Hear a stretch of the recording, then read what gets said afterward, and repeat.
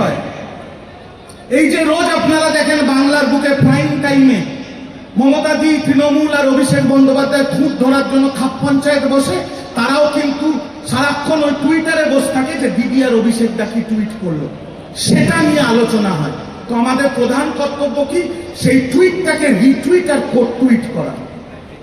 Retweet মানে নম্বর বাড়ানো, coat tweet মানে সেটাকে অ্যাম্পলিফাই করা। কিন্তু প্রবলেমটা কোথায় হয়? প্রবলেমটা হচ্ছে কোট টুইটের সময় ধরুন একজন কেউ কোট টুইট করলো, ধরুন দিদির কোট টুইটটাকে আমি কোট টুইট করলাম, 100 জন মিলে সেটাকে কপি পেস্ট করে লাগিয়ে দিল, দিয়ে কি হলো, নিজের টুইটার প্রোফাইলটাও ব্যান্ড হয়ে গেল, আর আমাদের যে দিদি বা অভিষেক তার যে টুইট, যেটাকে আমরা অ্যাম্পলিফাই করতে চাইছি, সেটা ট্রেন্ড বন্ধ হয়ে গেল, অ্যালগরিদমে ধরা পড়ে গেল। ভাষাটা একটু বদলাতে হবে। আর রইল রিটুইটের প্রশ্ন। সবার হাতে স্মার্টফোন আছে, সবাই ভিডিও করছে, নিজের টুইটার প্রোফাইলটা খুলে মমতাদি বা অভিষেক তার রিটুইটের যে বাটনটা, সেটা টিপতে আমার মনে হয় 1 সেকেন্ডের বেশি সময় লাগে না। আজকে বিজেপি প্রথম থেকে টুইটারের মধ্যে আছে। একটা উদাহরণ দিচ্ছি আপনাদের।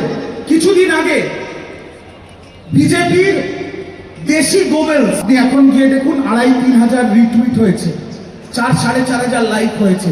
একদিন বাদে জানা যায় সেটা একটা আঞ্চলিক বিভেদ, যার মধ্যে কোনো রকম কোনো সাম্প্রদায়িক ব্যাপার ছিল না, কিন্তু ওই একদিনে সারা ভারতবর্ষে ওইটা চলেছে।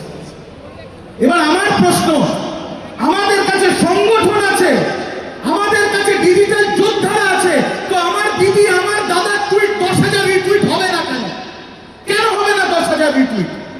কতক্ষণ লাগে? আজকে এখানে এখনো মানুষ আসছে, সিট ভরছে, এখন অব্দি যা মানুষ আছে মোটামুটি 3,000 মানুষ আছে। এই 3,000 মানুষ, আপনারা সবাই মমতা ব্যানার্জিকে ভালোবাসেন তো? কি হ্যাঁ না না? আপনাদের সকলের নেতৃত্ব মমতা ব্যানার্জি, আপনাদের সকলের সেনাপতি তো অভিষেক ব্যানার্জি। তাহলে একটা রিটুইট করতে কত সময় লাগে? 30 সেকেন্ড। তার মানে যদি আমরা ডিসিপ্লিনড হই, তাহলে 30 সেকেন্ডের মধ্যে 3,000 রিটুইট, প্রতিটা মমতা বন্দ্যোপাধ্যায় টুইট, প্রতিটা অভিষেক বন্দ্যোপাধ্যায় টুইটে হবে।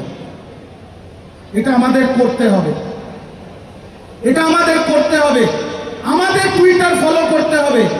মমতা কি অভিষেক দার টুইটার হ্যান্ডেলে গিয়ে সাবস্ক্রাইব বাটনটা, যে বেল আইকনটা, সেটাকে টিপে দিতে হবে, যাতে আপনাদের কাছে ইনস্ট্যান্ট নোটিফিকেশন আসে।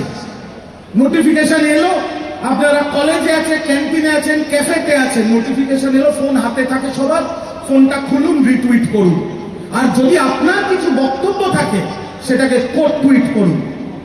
আগামী দিনে হবে তো? আগামী দিনে দিদি অভিষেকটা 10,000 করে রিটুইট হবে তো সারা বাংলা জুড়ে? মনে রাখবেন, দিদি আর অভিষেকটা প্রতিটা টুইট যদি 10,000 করে রিটুইট হয়, তাহলে বিজেপি আর বাংলায় ভোটেই দাঁড়াবে না। এত বড় কথা আপনাদের বলে দিচ্ছি, ভোটেই দাঁড়াবে না ওরা। কারণ ওদের পুরো লড়াইটাই টুইটারের উপরে দাঁড়িয়ে আছে। মাঠে ময়দানে ওদের সংগঠন নেই, বুথে ওদের এজেন্ট নেই, ওদের শুধু পয়সা দিয়ে ভাড়া করা কিছু লোক আছে যারা এই টুইটার খেলে। আর আমাদের কাছে যারা আছে, তারা পয়সার বিনিময় নয়, মন থেকে মমতা ব্যানার্জিকে ভালোবাসে বলে টুইট করে। এটাই আমাদের সাথে ওদের ফারাক। আমরা কারণ কেনা গোলাম না, আমরা হাঁড়ি চড়িয়ে রাজনীতি করি না, মন থেকে মমতা ব্যানার্জিকে ভালোবাসি বলে করি।